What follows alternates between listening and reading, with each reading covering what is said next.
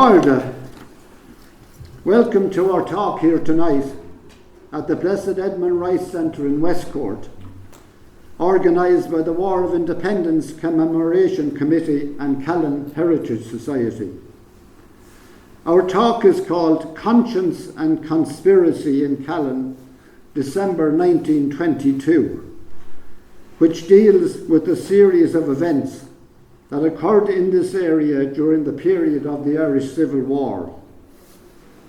The Civil War, which began in June 1922 and ended in May 1923, was one of the most tragic and divisive events that occurred in the history of Ireland.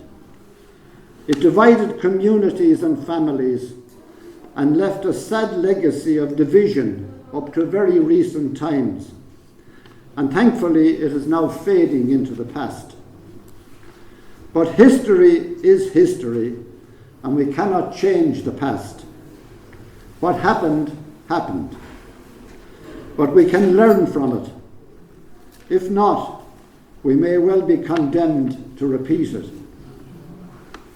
So tonight we hear the story of what happened in Callan and elsewhere in West County Kilkenny during December 1922, narrated by historian and author Niamh Hassett. And after Niamh's talk, we will have short talks by Rita O'Neill and Paddy Kerwick, the niece of Ned Summers and the nephew of Martin Kerwick, respectively. We will then have a short question and answer session, and after that, tea, biscuits and cake. Niamh is from Cashel, County Tipperary, and lives in Waterford. She co-wrote the book Searching for Sean, on the life of Sean Tracy with Daniel Jack.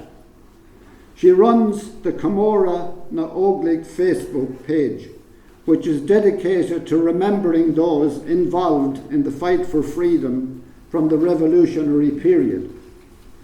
She has also written several articles for local papers on lesser known figures from the period. So without any further ado, I'd like to invite our speaker, Niamh Hassett, to speak to us. Niamh, ladies and gentlemen.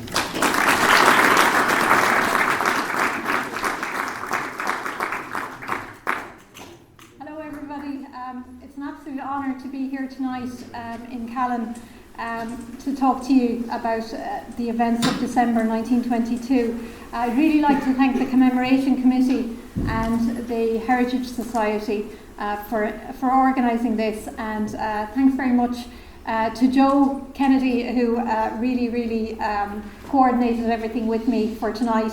And a big shout out to Jim Rowan. I just saw him come in. Jim's the reason I'm here in Callan. So he picked up the phone in December and asked me to come and give this lecture.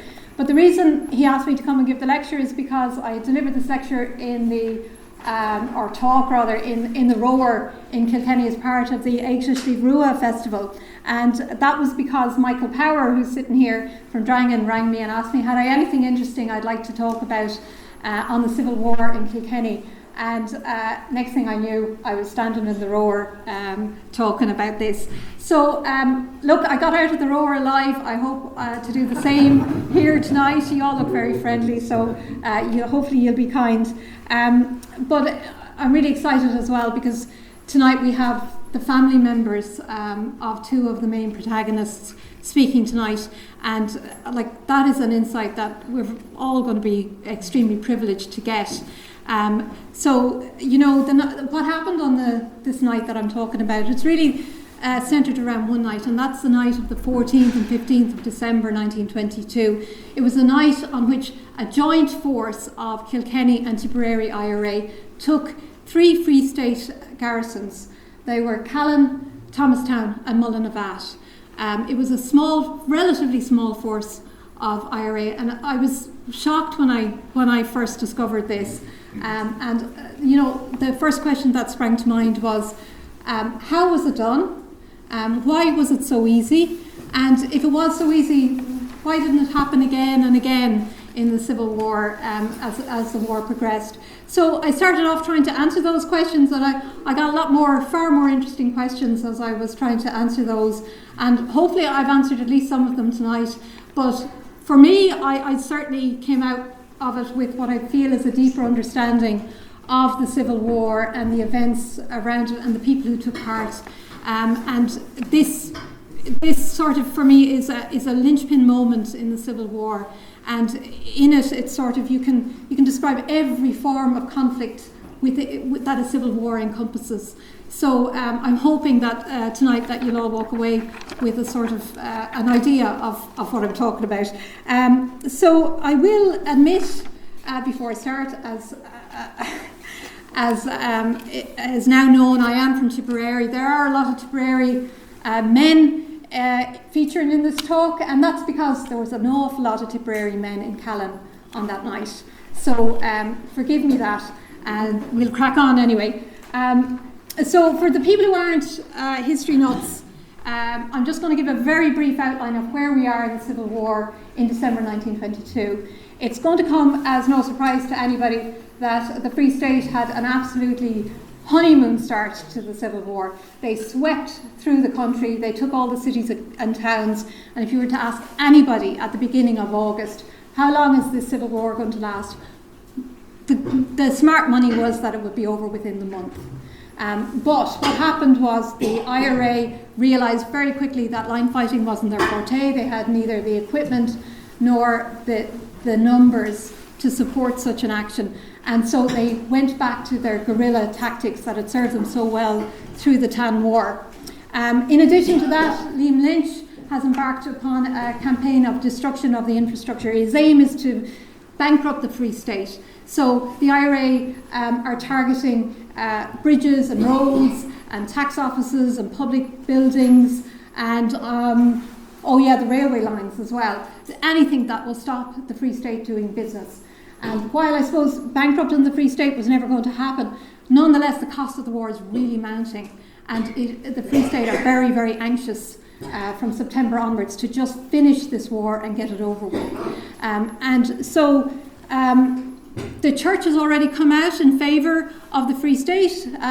They have issued a statement saying that the sacraments could be denied to anybody who is continuing to wage war against the Free State. And in addition to that, in September, the Public Safety Bill comes into effect. It's passed through the Dáil, and that gives local commands, Free State commands, the power to hold court-martials and issue the death penalty. And that death penalty could be given to anybody who is found under arms. If you're captured with arms and you're an irregular, as it's termed, or a member of the IRA, you are probably going to be sentenced to death.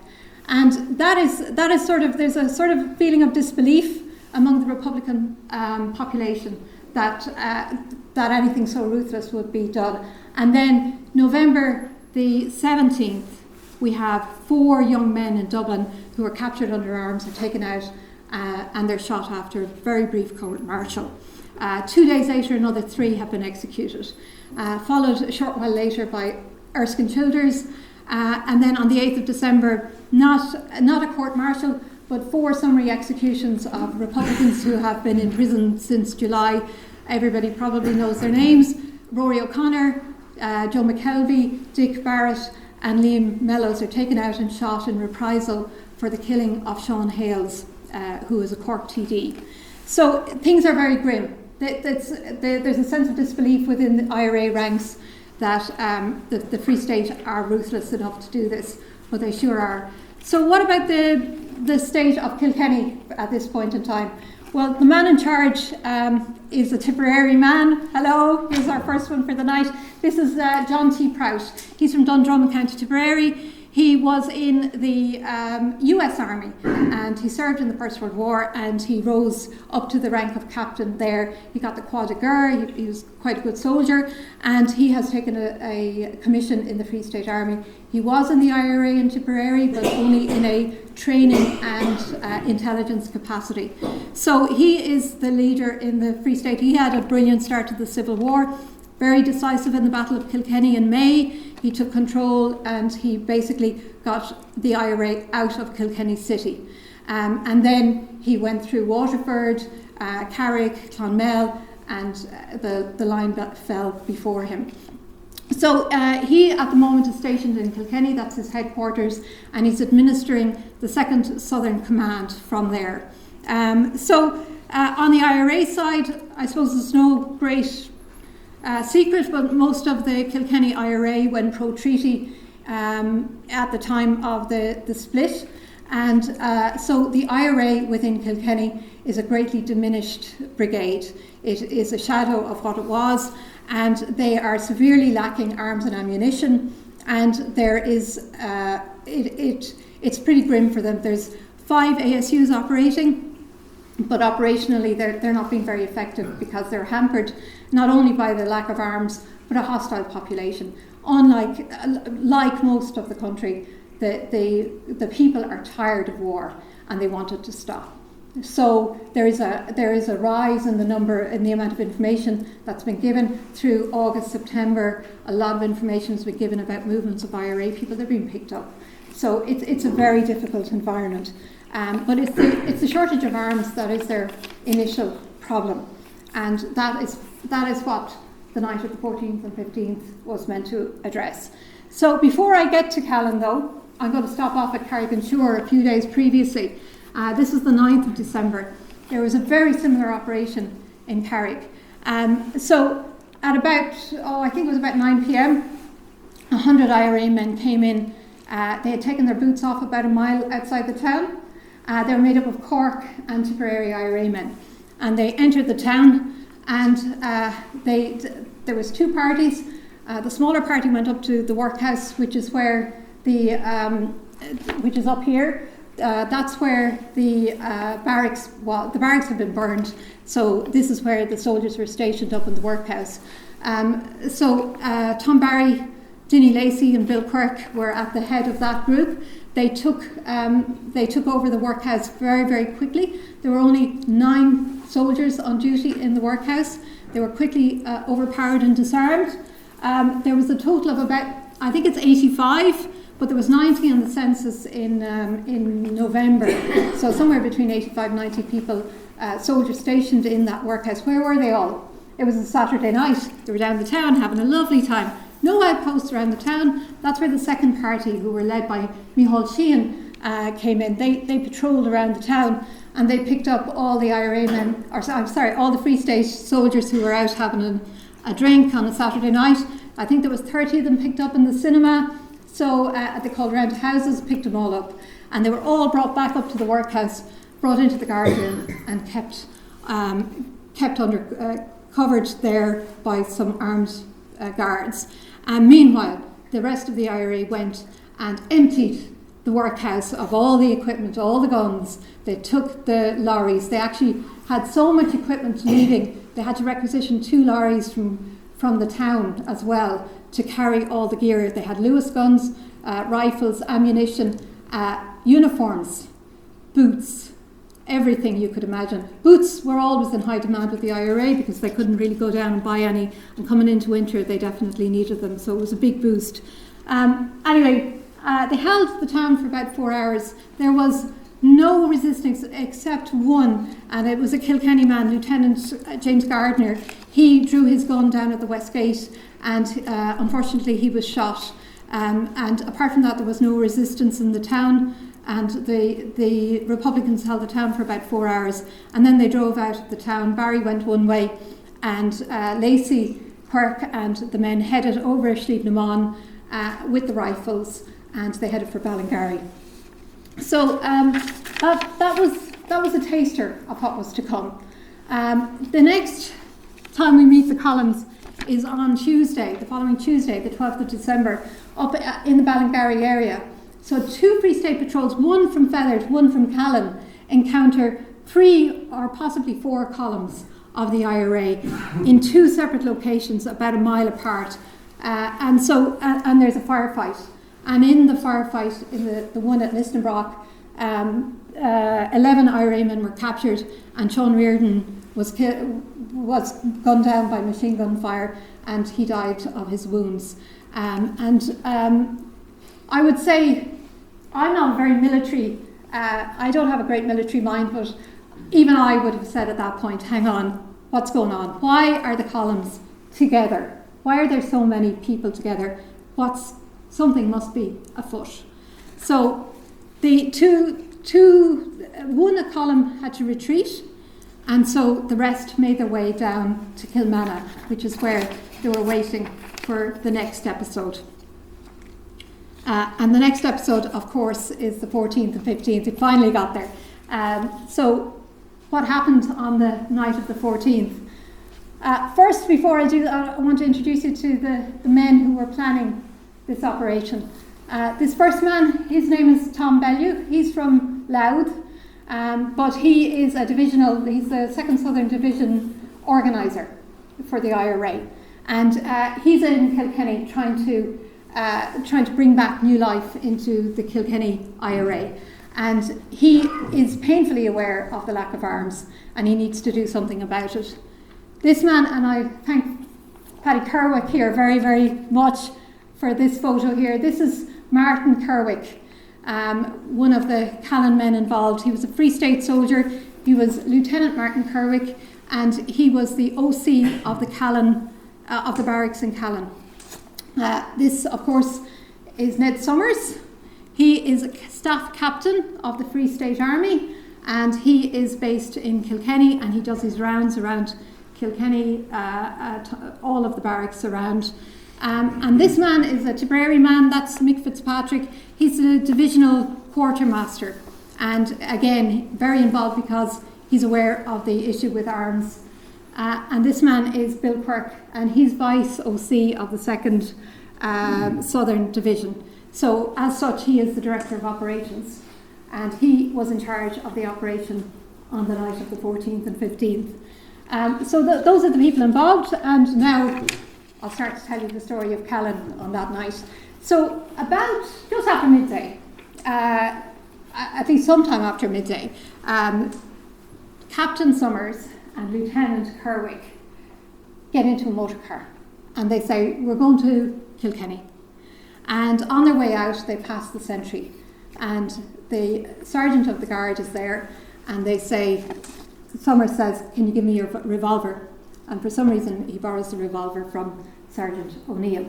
And then they're not seen again until 6 p.m. And then they arrive back in the car.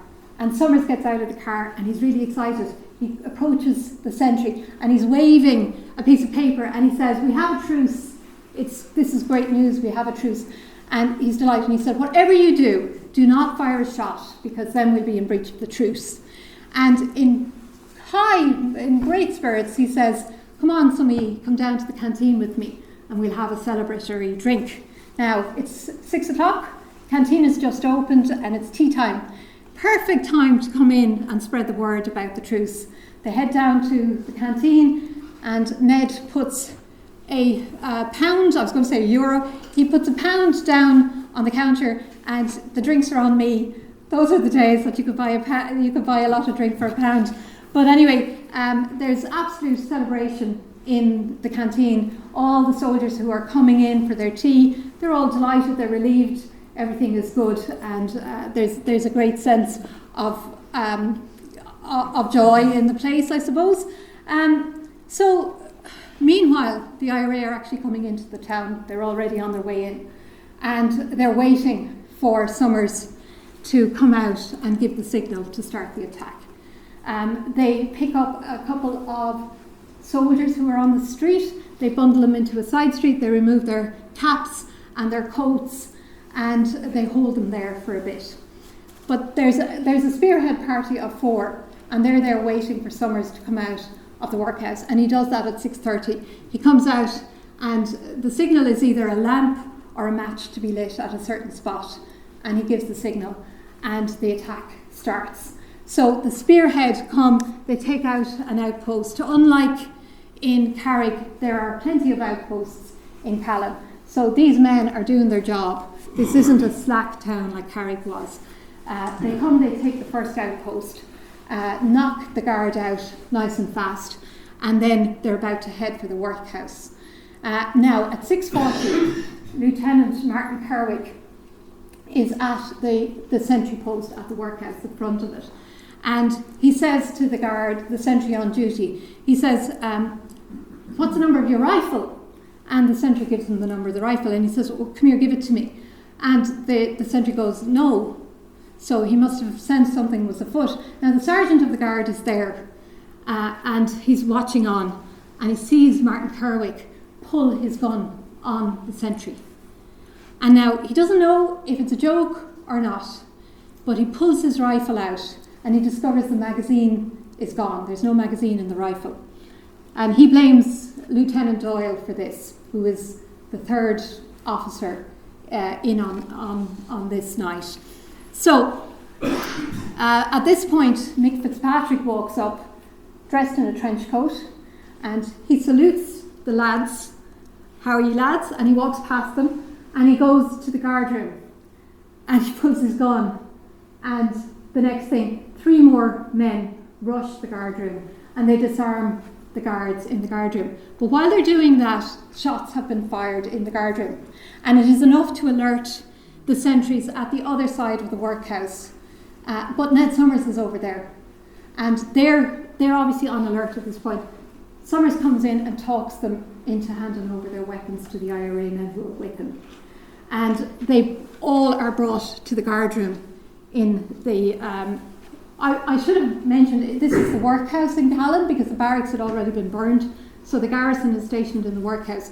But they bring them to the guard room at the other side of the workhouse, and everybody's in there. And then the main party of IRA men rush into the workhouse through the building, and they start disarming all of the soldiers who are in there.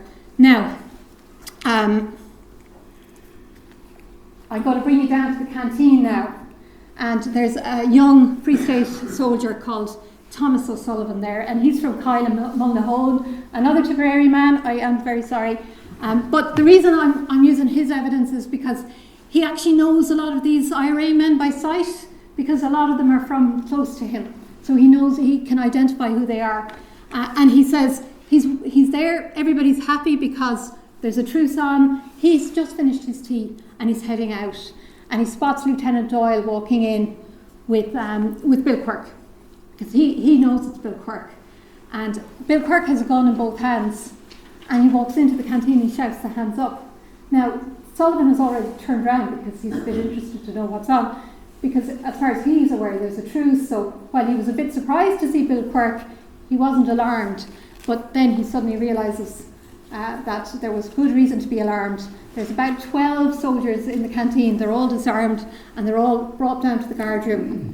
They're in the guard room. Somebody realises who Thomas OSullivan is. They must have recognised him. Tom Sadler, this man here, he comes up to Thomas and he starts talking to him, and he says, "Oh, you're Michael Sullivan's brother, are you?" And Thomas goes, "Yeah, I am." And he goes, "You should be with us, not here." And he asked him to join the IRA, and Thomas said no. At some point in time, Ned Summers addresses the troops, and he says, "I'm foregoing my salary because I know which is the right side, and if anybody wants to join me down in the canteen with the IRA, you're very welcome." And 6 men stepped forward and defected to the IRA in Callan that night. 3 of them were from Castlecomer, and 3 of them were from Kilkenny. But while this was going on, the IRA are busy again loading all of the lorries up with all the equipment. And when all the equipment is loaded up, about 10 p.m, they decided it's time to go. All the poor soldiers are stuck in the guard room, and they are treated very, very kindly. Now, Lieutenant Doyle came in at one point and said, "Take off your boots." But Tom Sadler realised what was happening, and he said, no, you put your boots back on. We're not taking the boots off your feet. We've got plenty of boots in the van already. And he actually went out to the van and returned the boots that had been taken off the poor soldiers in the guard room. So there was a really, really strong effort to be very, very courteous to the soldiers. There was no sense of humiliation or anything like that going on. which had actually happened in Carrick.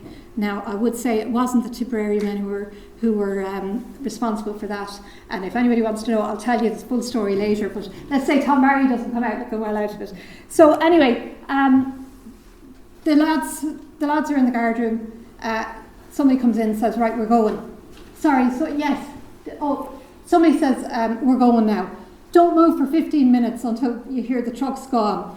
And so they sat there and they waited for 15 minutes. And then they emerged out, kind of dazed, not knowing what had happened. They had no high-ranking officer left. The highest-ranking person there was a sergeant who clearly didn't have a huge amount of leadership role, and the poor lads were milling around. Some of the Castlecomer lads just headed home. They arrived in the early hours on the 15th, kind of saying, oh, we didn't know what to do. Some people headed for Kilkenny. A couple of them, like Thomas, went out to a friend's house and sat down for a bit. And when they were on their way back, they were held up by the local IRA this time, who were holding the town. And they got sent to their barracks. The barracks was picked over yet again. They were held up again in the barracks later on by local IRA men looking for stuff that might have been left behind, bullets and all sorts of things. So it was an awful night for those poor lads. So the local IRA held the town. They had done the hard work. They had picketed all the roads around Callan for several hours beforehand to stop people coming in and kept a lookout. So they were trying to get whatever they could out of the place before reinforcements arrived. But the IRA weren't done. So at 2 a.m., which is 4 hours after they left Callan, they rock up in Thomastown. But this time they're driving Free State lorries and they're wearing Free State uniforms because they've all changed into Free State uniforms at this stage. No need to talk about a truce, no need to do anything. Kerwick and Summers lead them up to the barracks in Thomastown. And Kerwick and Summers are well known, and they're with a whole heap of Free State soldiers, so they're let in. And the garrison is quickly disarmed. There were a lot of soldiers also staying at the Norview Hotel, and similarly they were rounded up. And all the prisoners were brought down to the Norview Hotel. Then, in pairs, the IRA men, dressed in their Free State uniform, knocked on all the private houses because they knew there were soldiers billeted in private houses too. They knocked on the door. It was 10 p.m, so most people were kind of heading for bed. And they knocked on the door and they said, are any of our lads here? And of course, Free State soldiers come to look for other Free State soldiers. The soldiers were told to accompany them up to the Norview Hotel. When they got there, they realised they were prisoners.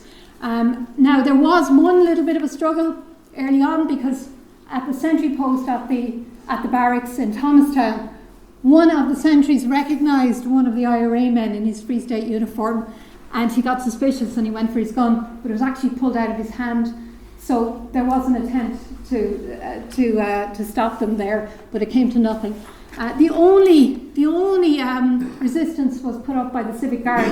They were in the courthouse, and they knocked on the door, and the Civic Guard rumbled there was something odd, and they wouldn't let them in. But the lads broke a window, and they gave them 5 minutes to leave, and they burned the courthouse to the ground. 50 gallons of petrol was poured into it, and there was nothing left except the walls by the time they were leaving. They also destroyed the telegraph equipment, and of course the local IRA had destroyed the railway lines because there was a direct route by rail from Kilkenny to Thomastown, so that was taken away from them. And then we're on to Mullinavat, and they got to Mullinavat about 5:30 a.m. This time they have it down pat now. These guys are just absolute fabulous at this right now. They don't even stop at the sentry post this time. Bill Quirk and Ned Summers run past the sentry, saying, we need to speak to Captain Connolly straight away. They rush in the door. Captain Connolly, where's Captain Connolly? Poor old Captain Connolly comes out, and they say, Callan was attacked by a group of IRA men and we're in pursuit of them now. We lost them, so we're coming here to rest up. So poor old Captain Connolly says, of course, come on in. And everybody's invited in and the barracks is taken. without a shot being fired. It was a sneaky attack because they didn't really have a chance once they got inside, because all the soldiers, and it was 5:30, so they were still in bed, all the soldiers were in one room, probably a bit like this, and they were in bed in the room. And this man, his name is Jim Gunner Nugent. The gunner might give you a clue as to what he was good at. He walked into that room and he stood in the corner and he lowered his machine gun, and he had the entire room covered, so nobody had a chance of resisting. So Mullinavat was taken. That's the 3 barracks taken, and now all they have to do is get away with it, which they proceed to go down to. Yes, they go down to Mooncoin, and now I don't know this place, but apparently at a place called Clogga, if anybody knows it, that's where they handed the guns over, all the weapons over to the Kilkenny IRA. So the tip men marched on to Fidown. They crossed the river by boat at Fidown, and they went over the Comras to Rathgormack. Some of them actually went to Cluneen, apparently, but most of them went to Rathgormack. And I do believe the Free State officers, and I forgot to mention that 9 of them defected from Thomastown. But the Free State officers, I believe, went to Emily. They went all the way around over the Galties. It sounds like a massive trip, and ended up in Emily to get them as far away as possible from any roundups. But there, just before Christmas, we had a very sad commemoration in Feathered, and a young man called Michael Ryan, he died on the 27th of December of wounds received on the morning of the 15th of December, and we believe that when news came, it's quite likely it was linked to what went on in Callan, that when news came of the attack on Callan, a reprisal took place in Feathered. Not definite, but the timing is very suspicious. So Michael Ryan had been held in custody since the 13th of December, and he was shot on the 15th by machine gun and died of his wounds on the 27th. So I suppose the next question is, you've heard the mechanics of what happened on the night, but how was it planned? Because it clearly was planned, and it was planned for a very long time. You can't pull off an operation like that and not have a lot of planning go into it. What happened was Captain Ned Summers was at the Callan Fair, and he met Jim Rukin, who, as everybody probably knows, was during the Tanmore had been OC of the Callan Battalion. And Jim Rukin was neutral in the Civil War, so he wasn't actually involved. But he was still very, very friendly with all the IRA men. And by chance, or maybe not, but by chance, Mick Fitzpatrick was actually staying in his house on that very day when Ned Summers made contact. And Ned said, "I'm sick of the Free State Army, I want to leave." And Mick Fitzpatrick met him, and he handed over a programme of all the movements of the Free State patrols that were going to take place for the next period. And some of them were in the Tipperary area, so it was very helpful to the IRA to know all of that information. But following that, a meeting was arranged then later in November between Tom Bellew, who we mentioned earlier, the organiser, Mick Fitzpatrick again, Martin Kerwick and Ned Summers. And this time, it was a much more active help that they were willing to give now. They were willing to hand their barracks over. It had gone from the passive thing of, here's the information on the patrols so you can avoid them, to, right, we're now going to get you arms and equipment. We know that Ned Aylward was certainly involved in those plans as well. And there was a meeting on the night before, on the day before, on the 13th, there was a meeting in a hotel in Callan with Bill Quirk, Summers, Kerwick, and quite a few other people. And Summers and Kerwick had been in very, very strong contact with Aylward all in the run-up to this. So what was the motivation? It kicked off in November I did check it out. The Callan fair was the 15th of November, which puts it at 2 days before the first execution.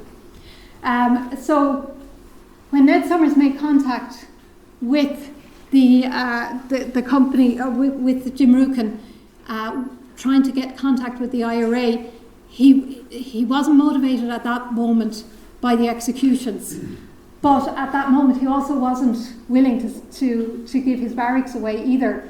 He was only giving information to save IRA lives.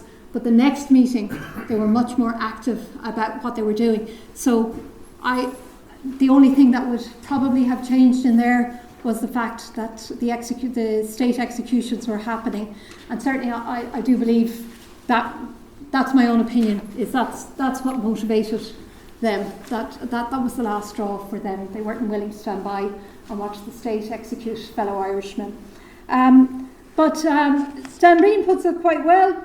He has his own opinion about, that they'd really become disillusioned, and we might hear later that perhaps that's also the case. I must just check my time tracking. Now, the question is, could it have been bigger? Because it certainly could. At least Mick Fitzpatrick thinks it could have been bigger. He actually wanted to go on that same night and take Castlecomer and Kilkenny City. And he said that the only reason they didn't do it was because they couldn't get in touch with the local IRA up there. And obviously they needed local IRA help for any such attack. I'm not sure whether they could have taken Kilkenny City, but they probably could have taken Castlecomer. But he was very ambitious. And, he called this a coup. But he also gave another little bit of information. He said that Prout wanted to meet Bellew to discuss peace, and Tom Carew, who was the commandant in Clonmel, wanted to meet Robinson near Clonmel. The whole move was, of course, and here, these are from Ernie O'Malley's notes, and his handwriting just gave up. But at the time, if he had been properly handled, Carew would have come out of the Free State, and maybe Prout also. It's a bit of a wow. I don't know about Prout, but I would suspect Carew definitely had terrible divisions within himself. He wasn't happy where he was. But as we'll see, Prout certainly didn't act like that later. So obviously this led to an investigation by the Free State. They've had Carrick, they've had Callan, Thomastown Mullinavat. It's really couldn't be much worse from a press point of view. And the report into the situation in Carrick is quite alarming, really. I've highlighted a couple of the more interesting phrases: lack of discipline, filthy conditions of the barracks and the men, lack of responsibility of the OC, which definitely is true. In fact, the IRA couldn't even find him on the night of the 9th. They had to take his 2IC Captain, was he Lieutenant Balfe, instead. They returned him a couple of days later. They released him a couple of days later, but they couldn't even find Captain Barrett that night. And he says the post could be taken on pay night with rotten eggs, as every man of the garrison was drunk and continually fighting among themselves. So, that's an awful indictment from within their own ranks. There's something wrong within the 2nd Southern Command, certainly. Dennis Gorey, who I think he was in the Farmers' Party. Anyway, he sat down with W.T. Cosgrave and he had a discussion, and his evidence was damning. He said that lots of times the locals were given information about where irregulars were stationed, and nobody was following up on it. Prout he accused of lying low and taking things too easy, and he said tension between the brigade and the regular Free State Army. So the men who had belonged to the IRA from the Kilkenny Brigade, who were now in the Free State Army, there was some falling out there with the actual recruits to the Free State Army. So a lot of men, obviously a lot of IRA men joined the Free State Army, but then a lot of ex-British officers joined, and a lot of young fellas who'd never been involved in the war signed up because it was good pay, and there wasn't any other opportunity, and this looked like a really good option for them. There was heavy drinking and fighting in the barracks, and he said that people knew that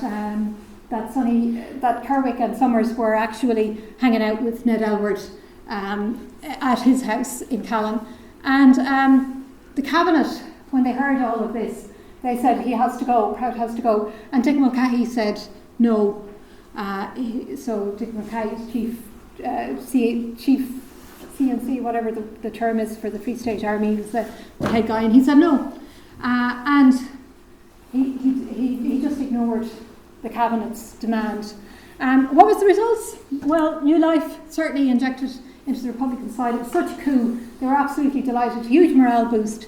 But in reality, what had they gained? They captured arms. Absolutely brilliant.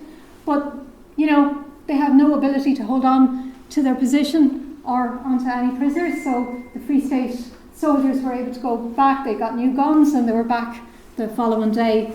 Or in the case of the poor old lads from Castlecomer, a few days when they managed to hike back down to Kilkenny again. But there was, after that, there was a huge hardening with Prout. He kind of started pulling his act together. So he said that there was to be no peace discussions whatsoever with any local commandant or captain and the IRA. That everything had to be done in writing, and it had to go through Kilkenny, through the command. It couldn't be done locally because there had been issues of truces made locally, and he wasn't happy about that. Well, I assume Dick Mulcahy wasn't happy about that, so he decided to crack down on it. And any personal interference was to be treated as treachery. So anybody who was actually speaking to members of the IRA would be regarded as traitors. So you had to cut off all contact. And interestingly, after Christmas, I'm sure you're all aware of the centenary that happened. We had Kilkenny had the centenary of the first state executions that took place outside of Kilkenny. Two young men, John Murphy and John Phelan, both from Thomastown, were executed in Kilkenny. And was that the price Prout had to pay? It was important that somebody be the first outside of the Dublin Kildare area to do the executions, and he did. And interestingly, I think he was it must have gone very hard on him, because he seems to have been a very nice chap. But that was probably the price he had to pay. Longer term, operations intensified. Prout wasn't taking things easy anymore. Massive, large-scale roundups, and in the new year, really they were just mopping up the columns. The columns were stuck in remote areas, and they were just being picked up. If you open the paper, January, February, you were just reading lists of names of who'd been picked up. So it just got really, they just got down to business. The attitudes were hardened with the brigade men in the Free State, on the Free State side. So they became very loyal to the Free State because they didn't want any association with the likes of Summers and Kerwick. But on the plus side for the IRA, Kilkenny IRA did take a few actions, and their activity increased. Unfortunately, on the IRA side as well, many high-profile officers and men were captured or killed. Of course, in April we have Liam Lynch. His centenary just a couple of weeks ago was Dinny Lacey, and Martin Breen, who was a cousin of Dan Breen, he was killed in January. So they were decimated really within a short time. By April, there was very few of them left, and they were really just trying to survive. And then the death of Ned Summers on the 16th of April. Ned was trying to make his way down to an army executive meeting. He had to turn back at Carrickmines because of all these roundups, and he made his way back up to Rose Green. And actually, I see Michael Moroney here tonight. Pat Moroney, Michael's dad, was actually the man who escorted Ned Summers part of the way on his final trip to Rose Green. And he said that Ned Summers was walking along the road and he had a grenade in each hand, ready with the pins pulled, because he was expecting to be attacked, and he certainly felt that he was going to be shot on sight if the Free State saw him. So he was determined not. So he was certainly determined not to be captured. Anyway, he went with. Pat escorted him as far as Silverport. At some point in time between there and Blackcastle, he met with Theo English and John Thierry, and the three of them made their way to Blackcastle. There was a secret room in a barn at Mars of Blackcastle, and when they got there it was already full, because there were more men trying to head down to the Army Executive Meeting and they couldn't make it through all the cordons, and the hideout there was full. So Ned and Theo English and John Thierry headed over to just a couple of fields away to Castle Blake, and there was a secret room in there which they spent the night. Early in the morning, another of the massive roundups came, surrounded the castle, and they were stuck in the room. Now at that point Thierry was outside and he was surrounded, and he surrendered, but English and Summers were inside in the room. They barricaded themselves in. So Patrick Kennedy, who was a brigade man, he was from Rose Green actually, he started pulling away the planks on the door, and Summers threw out a grenade, and obviously there was devastation. Patrick Kennedy was killed, and several were injured. They both made a run for it. Summers was shot in the head, and English made it a little bit further and he was shot. They were both dead. And after this, Martin Kerwick was smuggled to the States, and I know that Paddy has more information on that, so I won't go into that. And I just want to finish up with a quote from another Tipperary man, Eamon O'Lear, about Prout. He was from the same area and he knew Prout very well. He said, "At the beginning of the truce he came to see me in Dublin and handed me letters from the US Army Command in occupied Germany. He was offered promotion to the rank of Major if he would agree to go there. He asked me what he should do, and I urged him to stay on, that he would be a great help in forming an up-to-date Irish army. He stayed on and became a Major General. The Civil War disgusted him, and he has been back in the USA for many, many years."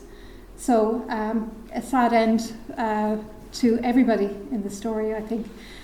So that's all I have. I know we have more speakers, and we'd be really happy to take questions after that. So thank you. That was excellent.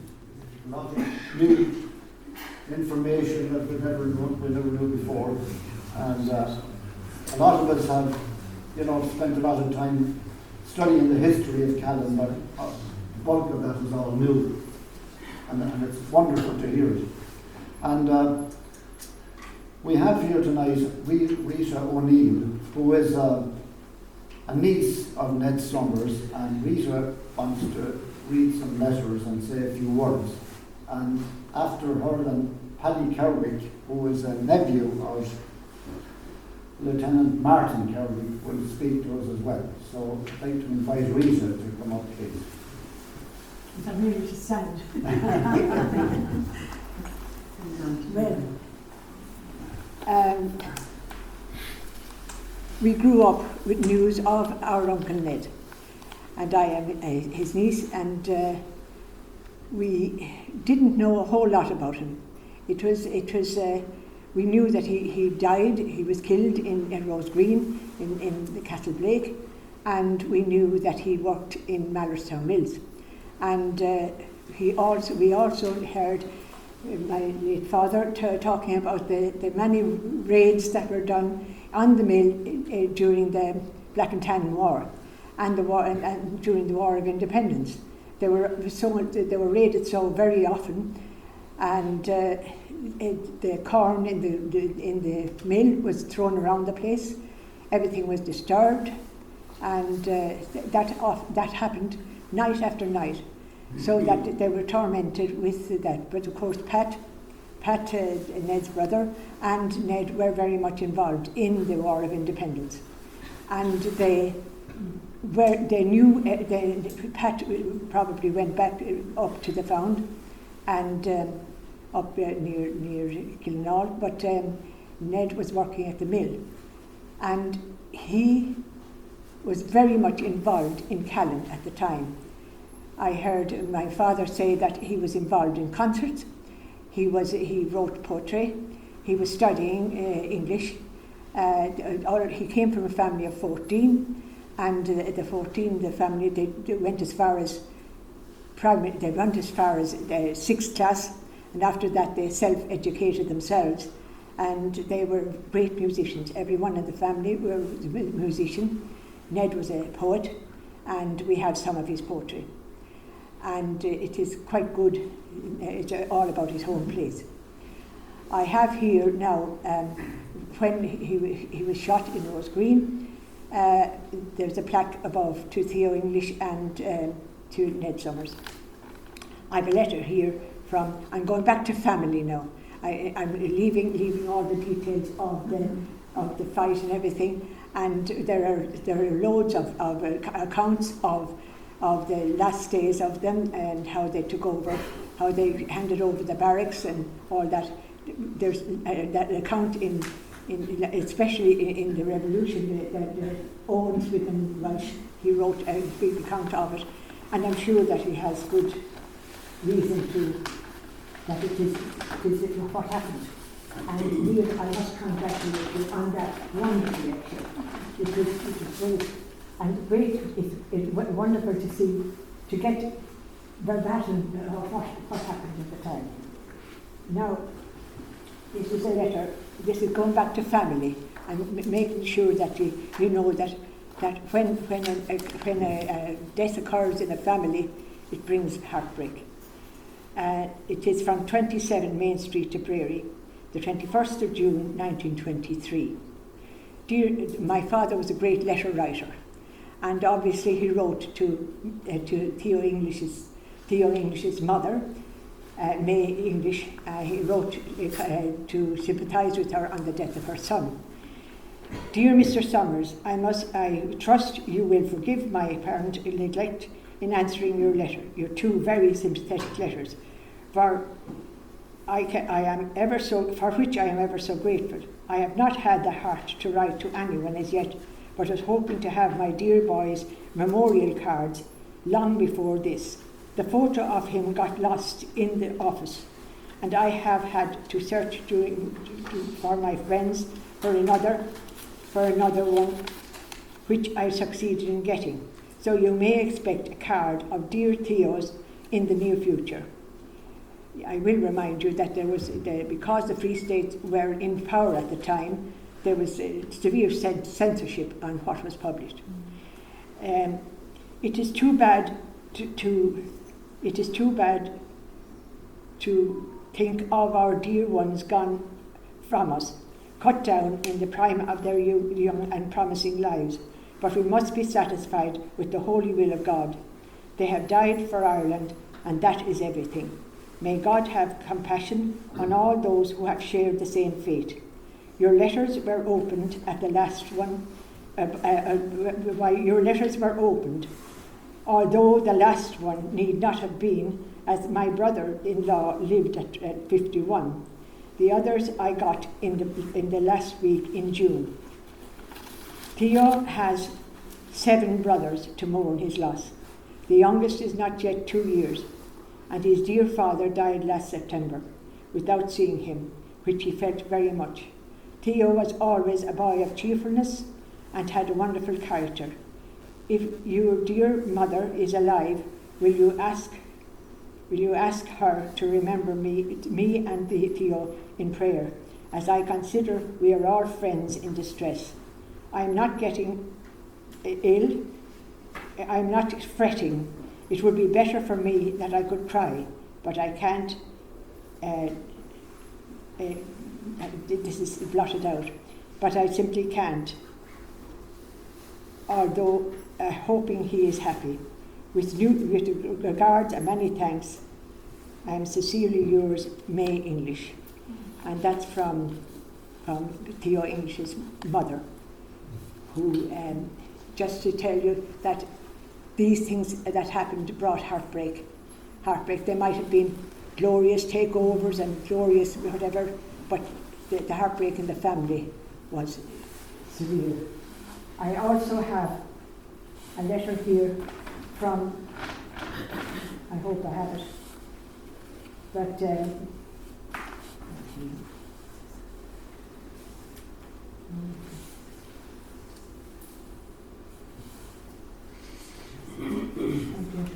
I think I may have it. I have it. Now, when we were growing up, there wasn't much discussion about Uncle Ned. We knew he died, we knew he was shot. But when later on, I wrote to his sister, Sis Begley, in New York, asking her, did she remember my Uncle Ned's funeral? And she wrote back and she said, well, Rita, you asked me if I went to Uncle Ned's funeral.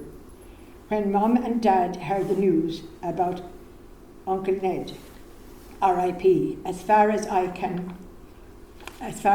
know, how many came into the... Wait now a second. As far as I can recall, Auntie Bid and Mum went to Clonmel from home. I don't know who went from the mill. Dad, Nan, Frank and myself stayed home. He was waked, I believe, in Clonmel. They brought his body home to Kilkenny. All the family were lined up and we went around the coffin. There was a glass plate on half of the coffin. You could see the bullet wound on his forehead between the two eyes. As they lowered the coffin, the taps were sounded. All our hearts were tormented. I get creeps any time I hear the taps on TV. Mum was never the same after that. What grief. May they all rest in peace. And his mother died 3 years later, quite a young woman. But that I'm just trying to tell you that we hear about Uncle Ned and we hear about Theo English, who was a young man. He was only 21. One of the books said he was 23, but I think he was 21. But there was frightful agony and torment at that time to have families fighting families. And I can tell you that when Ned changed sides, a split came in the family. Brothers against brothers and sisters against sisters.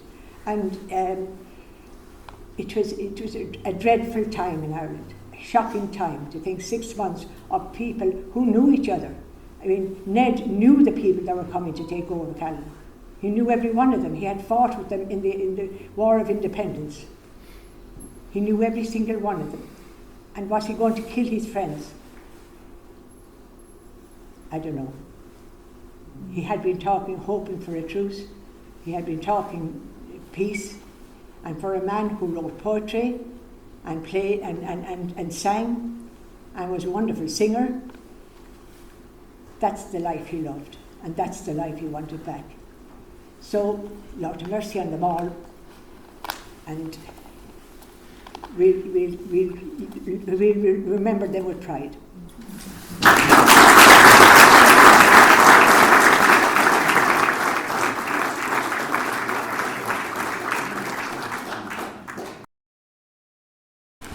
Good evening, fellow rebels.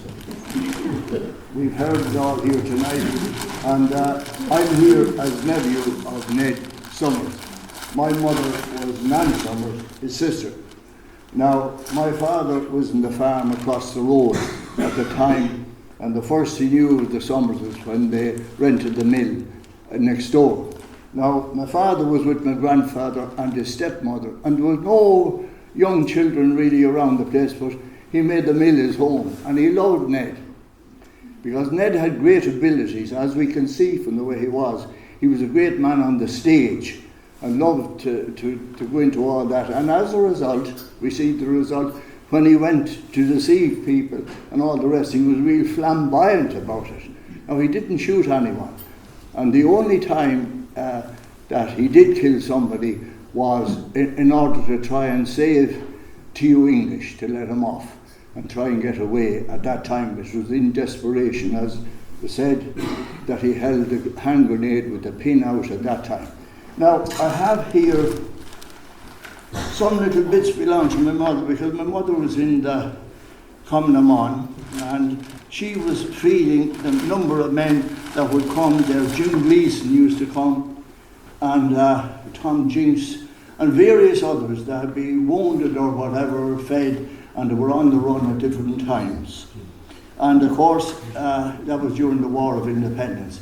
So she was involved in that line. And I have a few, in our little box afterwards, I have a few pieces. I have 2 guns here that would belong to Ned that you can examine and look at. We hadn't done anything that night, however. There is a piece in Sweden, Welch's own Sweden Welch's book that I did not know of. My father didn't tell me at the time, and I never knew about it. I knew my mother was hurt at the time, but he states, for example, another example of where people were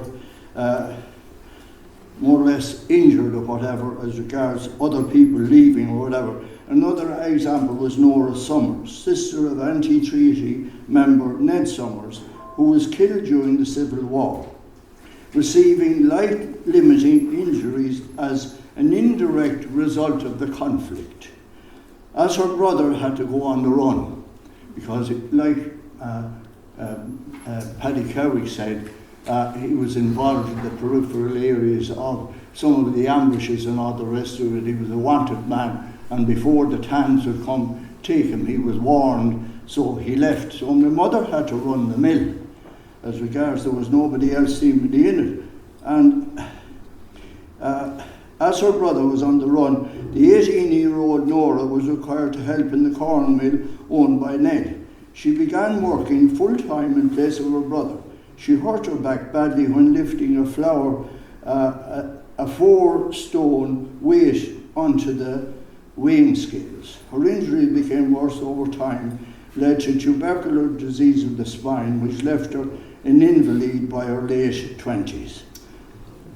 She married my father in 1937, and Mary and I were born, but after that she was very bad with kidney failure as a result, and she died in 1946. Now, I didn't know that. Well, I knew about it happening in that time, but there's a further piece which stated that in 1934 Nora received an annual pension of £112 as she was deemed to be partially dependent on her brother at the time of his death. Now, so I didn't ever know that. So she got a little pension because of it. Now, her box afterwards, she had some medals in it, which you can look at. Now, there's a medal there that never left the box, which is the usual one. Then there's a miniature, which I don't believe was belonged to her, but it was burned right across the middle. And for years I was trying to get a ribbon for it. And eventually a man told me to contact the pensions board, where I got it eventually after about 30 years trying to get one. Anyway, I sent it to, they wanted me to send it, so they returned it to me with the ribbon. Now, there's a further one in it that you'll see, a little brooch, which I thought nothing of, and with the tara brooch and the harp and shamrocks. Now, I showed them a few years ago here in Callan, and a lady came to me and she said, that was the badge that the women, the Common Amon women wore at funerals or demonstrations or whatever to show that they were members of the Common Amon. So I cherished that one. However, you can look at them there. Johnny was here, Johnny Burke is here too, and his father was married to Bridgie Burke. Now, he was in the army too, he was in the flying columns into Prairie. But when Ned was up in Castleblake, as you see here in the photograph, both Johnny's grandfather, Connie Burke, and Pat Burke were in the army, and Ned was on the other side. And the day of the raid in Castlebake, they were ordered to march to Carrickmines to take them out of the way. Beforehand.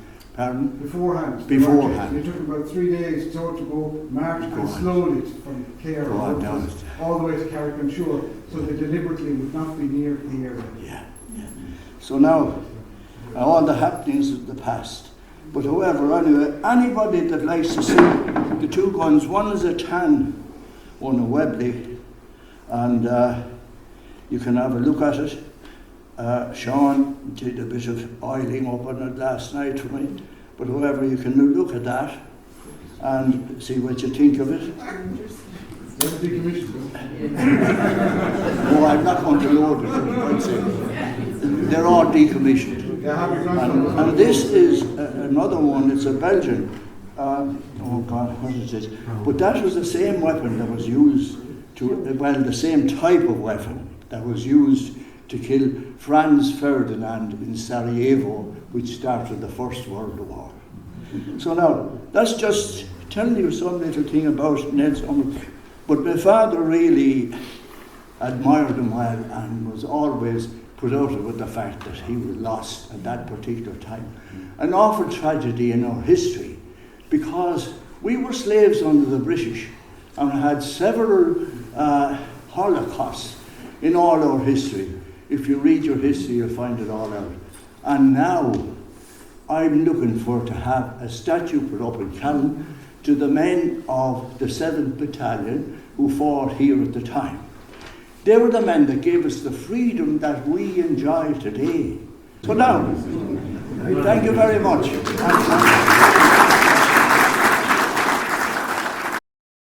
To ask me now if anybody has very brief few questions, because we're getting on. If anybody has a question for me at this stage. If nobody has, then we'll somebody.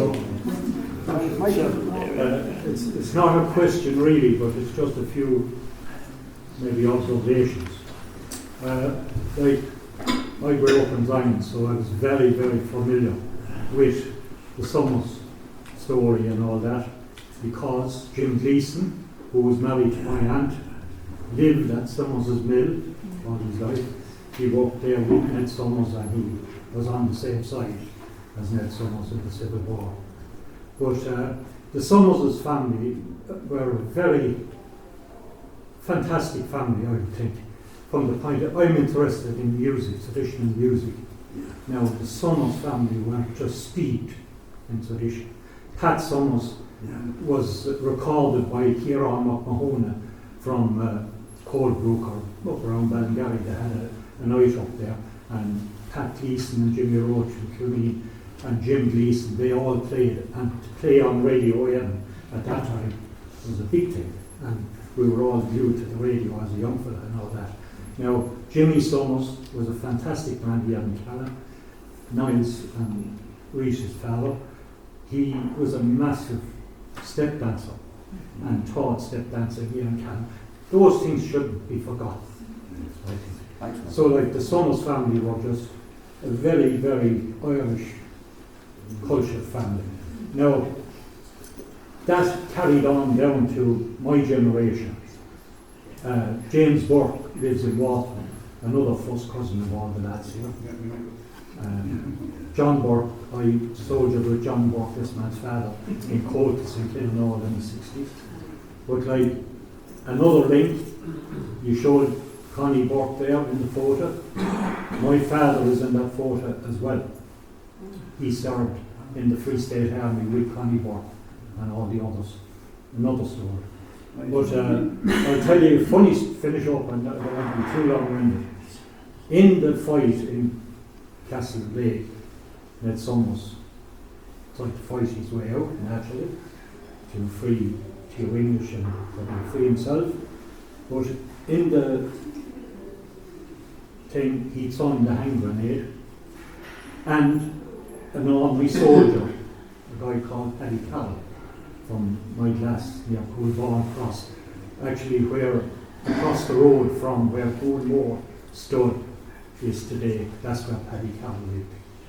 Paddy Callan was a poet like Ned Summers and the others, Carrickmines, but he was he was a real wit. But I was with Paddy Callan in the late 60s probably, or maybe the 70s, and Paddy Callan had one leg and he rode a bicycle, but he used to create consternation. There was a platform in Kilkenny which was down the road here, and if the women weren't getting up dancing, this would have been probably in the 30s in that time, he'd take off the leg and he'd throw the leg across the platform and they'd be all running, screaming and cause mayhem. But anyway, we were at a George Plant commemoration in St. Paddy Callan was there leaning on the bike, and someone in the crowd, we were talking, everyone would be talking, I was pretty young, and they said to Paddy anyway, he was a very witty guy, they said, Paddy, your leg, they said, you lost your leg. Oh, I did, he said, yeah. And he said, wasn't it Ned Summers' bomb that blew the leg off? Oh, God, it was, he said. Not alone, he said, did he blow the leg off and he blew half my ass away as well. Thanks, Michael. He was a very funny guy. So that's what you... Somebody at the back there. I'd like to thank Niamh and Rita and Thomas for a brilliant night and great education. And there's an awful stuff there we never heard before. And there's great education out there. And it's great. And I'd like to put the crowd here as well as now to see. But there's a lot of things mentioned there now. She mentioned about my grandfather there. He was neutral. But he got no pension either when he was left a widow. And there was his father and 3 boys were left with 4 and 5. 3, 4 and 5 and they got no pension. You know, even though that's been neutral, you know. So it's like it goes on to read, said there was an awful lot of grief and people suffered at that time, like, you know. She was a widow and 3 boys, and there was a rule then that if there were death duties, the state took the death duties and there was had to stop taking place. So they were had poverty, along with losing him. You know, it was they were in a very tight situation.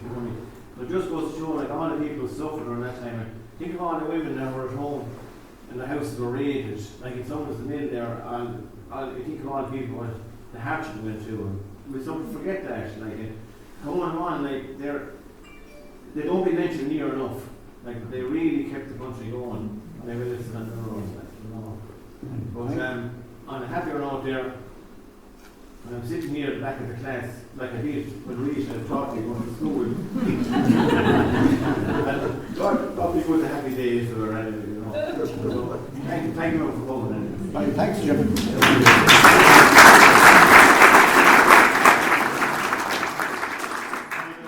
one thing I forgot to mention. You were talking about the monument going up. Well, we are working on the monument up in Kilkenny. And all the people that were lost their life in the War of Independence, and please God to be on it. Now we are working strong on it, but great cogs move slow, so we have to go to proper tenants. So it's not easy to get finance for it, but we are working on it. Thanks, Jim. Really great to show them. Right. Just like to compliment the Kerwick and Sons family, Kerwick family there for presentations tonight, absolutely fantastic. But just on a point of information, Tom Barry, who was after coming up from Cork, prior to linking up with Danny Lacey, Niamh just mentioned there, we say how the Free State Army actually swept through the country pretty much at that stage. Yet, despite that, Barry had actually managed to travel all the way from Cork right up to North Tipperary to Kilkenny, we say prior to linking up with Danny Lacey. And he brought up Sonny O'Neill from Cork. O'Neill is probably many of you know is linked with as being the man that fired the shot which killed Michael Collins.